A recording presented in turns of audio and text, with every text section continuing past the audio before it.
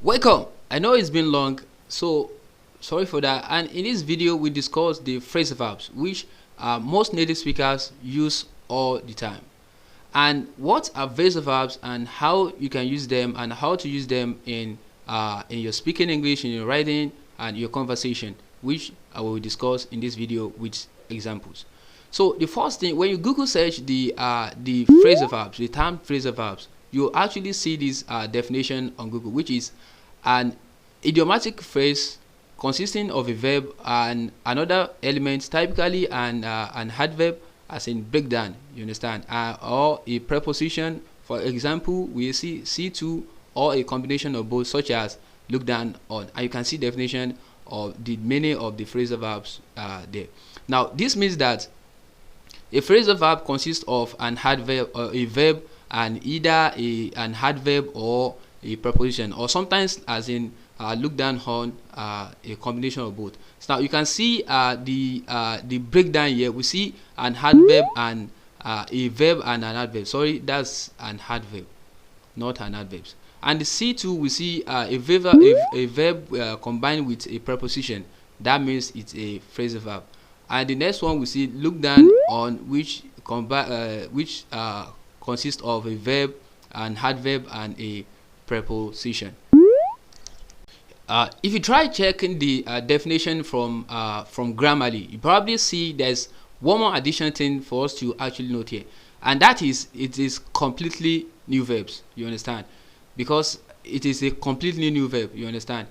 They are used together as a complete new verb, and with a meaning separate from those of the original words. That means they are completely new and they are separated from their original. Like for example, now if you use pick up means to grab or lift, and it's very different from the definition of pick and hop alone in the dictionary. You understand?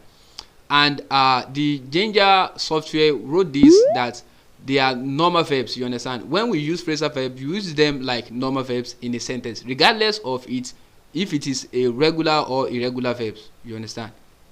So it should be clear by now that you learn phrasal verbs in chunk. So think of them as individual vocabulary items, not some kind of things that combine. So they are individual vocabulary items, and they often have one word equivalent, which means that sometimes they have the phrasal verb as another word that has the same meaning with them, and sometimes it does not. Like for example, now we see you can come across a new vocab, or you can encounter a new vocab. You can see the meaning of come across there, and encounter is not a phrasal verb, so keep that in mind. What I'm just explaining is that come across can also has the same meaning as encounter.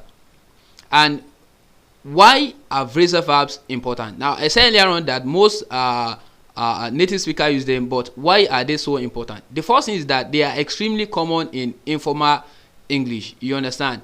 And then they will help you sound natural in casual conversation. So you sound more natural. You sound like a native speaker.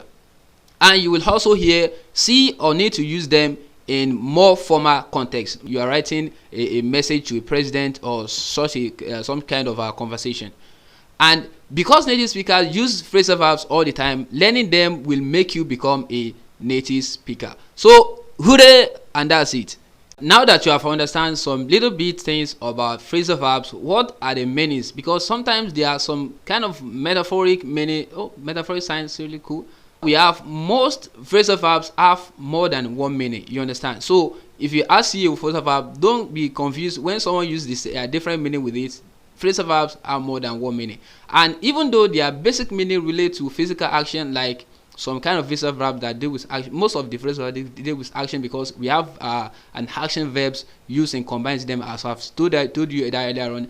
But some have symbolic meaning, which means that they are not literal. Now make sure you frequent the community tab for Abbey class, so you can get daily quizzes, and in the description below you get the free PDF of this lesson. So up to next time on another episode of English Phrasal Verbs. See you, bye bye, and have a nice day. Fighting and be happy.